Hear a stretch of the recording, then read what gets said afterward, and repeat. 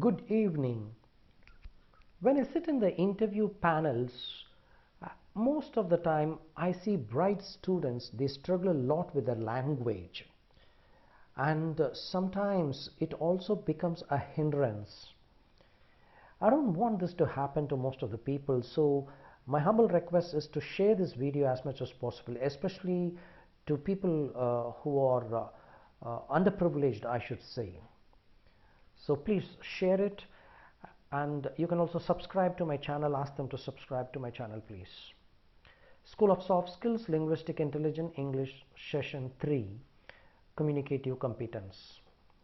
Repetition is the mother of learning, the father of action, which makes it the architect of accomplishment. I remember vaguely, I think Socrates said this, I'm not very sure. Repetition, yes, the more you do, you become excellent. You become, it takes you to the stage of unconscious competency where you can do it just like that. So language is also like that. The more you listen, the more you work on it, certainly you'll be able to accomplish it. But it's a hard work. But every day you need to do that. Oh, we talked about Diana, we talked about Kutraleswaran, we talked about Jashwant. Okay, today we'll talk about this kid. The kid has something called as aquaphobia or hydrophobia. Aqua means water, hydro means water. He's got the fear of water. So he was scared of putting his face in the water, so he took to floating in the pool, and no sooner mastered the backstroke, but just when he seemed to get on with his fear, he was diagnosed with attention deficit hyperactivity disorder. Let's not get into details, but how this boy conquered his fear and he became Michael Phelps. When fear drowns, confidence floats in the air. Michael didn't get drowned in his fear, but he was crowned as the champion.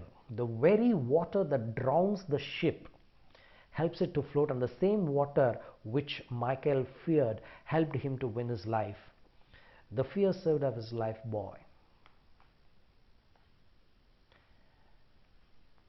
Wikipedia says Michael Fred Phelps too is an American retired competitive swimmer and the most successful and most decorated Olympian all the time, with a total of 28 medals. Phelps also holds the all-time record of Olympic gold medals in the individual events. One very interesting thing we need to know about Michael Phelps, it was told by his coach Bob Bowman. In preparation for the 2004 Olympic Games, Phelps trained 365 days a year for 6 years. 365 days a year for 6 years, and he was looking for more number of days in a year. No Christmas, no New Year, no birthday. It seems he worked harder on those days. But we take rest most of the time. We need a lot of holidays. We will talk about this probably later in some other forum. Okay, now coming back again, I know it's getting hackneyed. Tenses, if you want to learn it, master the verbs, the verb forms: draw, to draw, drawing, drew, drawn.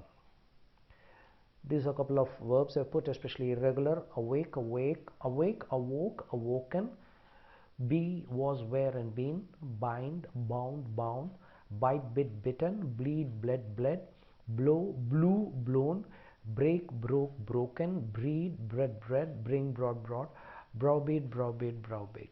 Browbeat is to bully somebody. We have already gone through it. Pronouns: first person, second person, third person singular, first person, second person, third person plural. Subject pronoun: I, you, he, she, it, we, you, they. Conjugated be in the present tense: am, is, and or. Conjugated be in the past tense: was, were. Future form: shall, will. Auxiliary verb: have, has in the present form and had in the past form. Kindly go through this and be comfortable with this. Last time we talked about present tense. Now we will take to present progressive or present continuous tense. The present progressive or present continuous tense takes this rule: subject plus conjugated be verb plus present participle of the main verb plus object. Example: I am writing my assignment, you are writing a poem, he she is writing a letter, she is writing an essay. So you can go through all these things. This tense is used to denote present ongoing action, right now or just now, or future confirmed action. Present ongoing action, I'm recording this video. Future confirmed action, suppose if I ask you, will you watch this video? Instead of that, I will ask, are you going to watch my video? You will say, yes, I'm going to watch your video. So this is the example. Present progressive tense is a small problem. You cannot use everything in present progressive. You cannot say, I'm recognizing you, I'm remembering you, I'm smelling the cake. No, you have to say, I recognize you, I remember you, I smell the cake. Some people requested me to put all the tenses. So if you go to my channel in YouTube, Alchlonist, you will see present tense, past tense and future tense, 3 videos. One has been already updated, so that you will get a whole idea of what the tenses is all about. Now let's take an example paragraph. Presently Raju is sitting, oh, present continuous tense, in a meeting and thinking, that's and is thinking, so we have removed the is, about his days in and behind the bar. That means in the bar and behind the bar. The HR is motivating. Wow, that's present progressive tense. Everyone with his secretary prepared speech, which he is reading, present progressive tense. It for the second time. Oh, without knowing that it's a second copy, maybe a photocopy. Only his secretary seems to be getting motivated. The CFO is busy cooking the books with the accounts receivable and deceivable. Is busy cooking. Is cooking, so we have added something called as busy. We will talk about it later.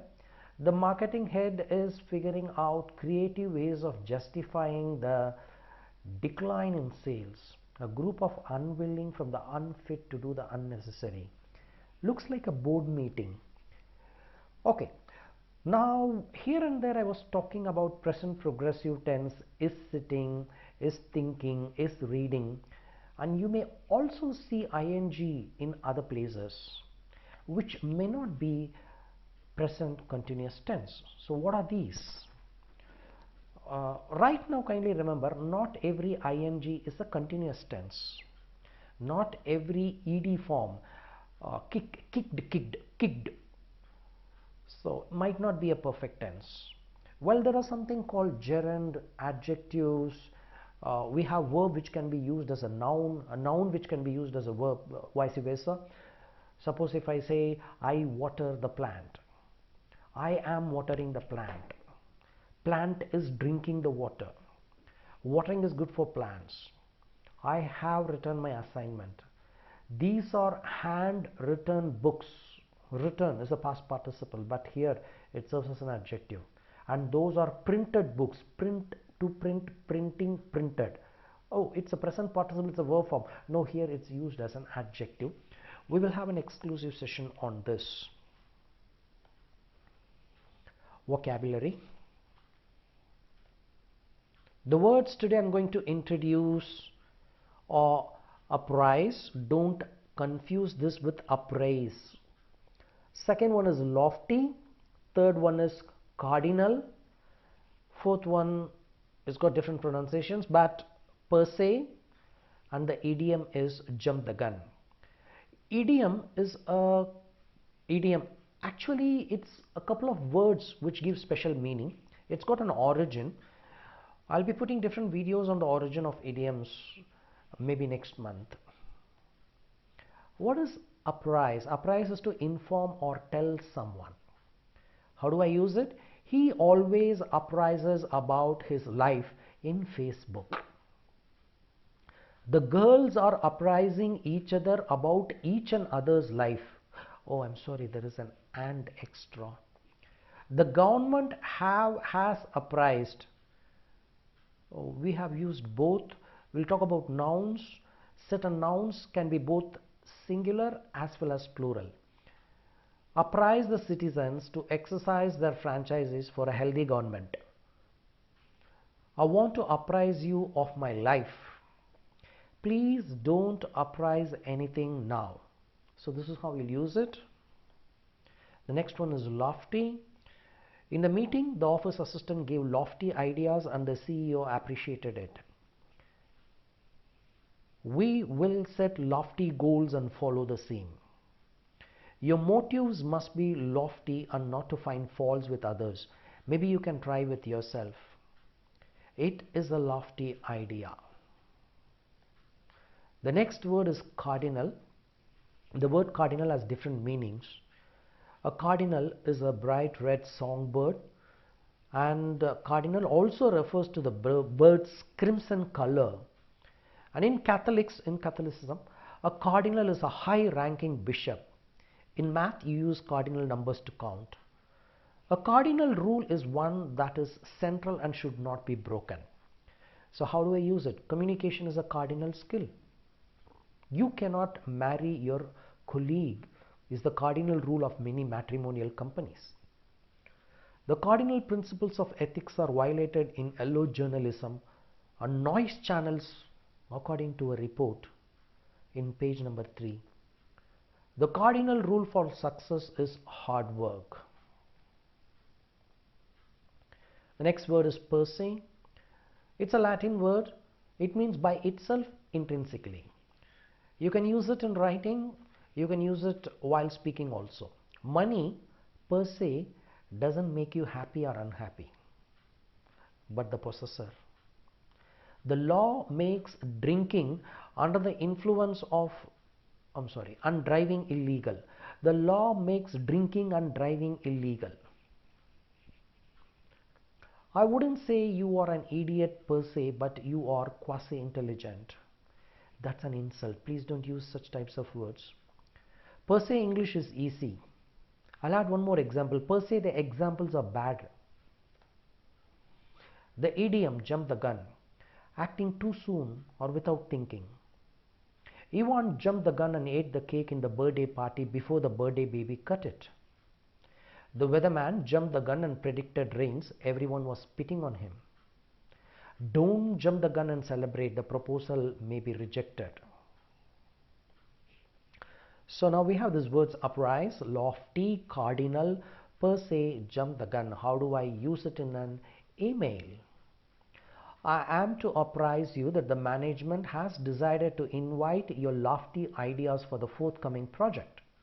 The cardinal rule is that everyone must contribute, even though it is a silly idea. Sometimes silly ideas can be very significant per se. Kindly don't jump the gun and bury your ideas. Feel free to share your ideas. If you want your ideas to be respected, please respect others' ideas. There are a couple of punctuation problems here. I'm really sorry for that. Pronunciation 3. Pronunciation, don't worry too much about it. Just go through it. Doesn't matter too much actually, because we are all Indians. Everyone has their own mother tongue, and we will have something called as a mother tongue influence. We can neutralize it. Beggars in America speak fluent English. That doesn't mean they are intelligent. Okay, the Indianish words that we are going to talk today is about, the number one word is, I hear people say creche. Let's tell it as crush. Husband crush is the order of the day. Then people confuse this word and pronounce it in different ways. The second word, but let's pronounce it as moustache.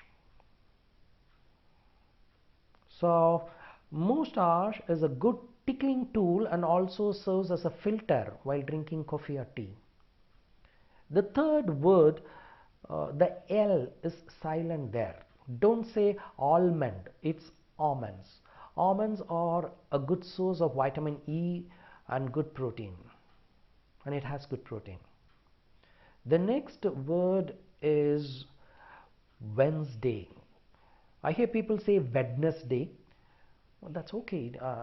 It's okay, but if you could slightly change it to Wednesday, it will be better. Wednesday is dedicated to Lord Krishna, and you have to fast. Fast. Recipe. The recipe for sure failure is Facebook, WhatsApp, and Instagram. Oh.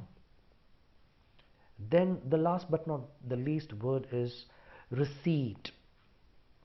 The receipt, you will have to pay GST, and without a receipt there is no guarantee. Quite confusing. So it's pronounced as receipt.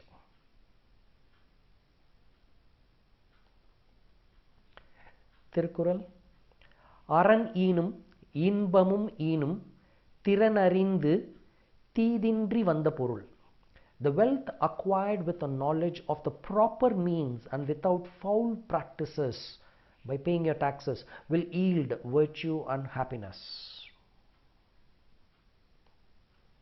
The book today I am going to suggest is As a Man Thinketh by James Allen. It's a beautiful bestseller classic. I think it came in 1908. The best lines from the books, according to me, is the mind is the master weaver. It weaves the inner garment of character and the outer garment of circumstances. Man tries to change the circumstances. The author beautifully explains how thought can influence every aspect of our body, anything for that matter. The English is really good as far as this book is concerned, and you need a lot of patience to read this book. Give it a try, please. Action plan. Read the newspaper every single day, 30 minutes. The more you read, your fluency will improve. NDTV or any English news channel as per your choice, that will improve your voice boxes in the brain. You actually learnt your mother tongue by listening to people. Read in shorts. Again, it's an app in every mobile phone. A TED video day to improve your GK and communication skills, and also English. Podcast. Please download the podcast in your mobile, and you can look for various subjects. Finally, I'll also request you to go to Wikipedia. Forget about Julian Assange.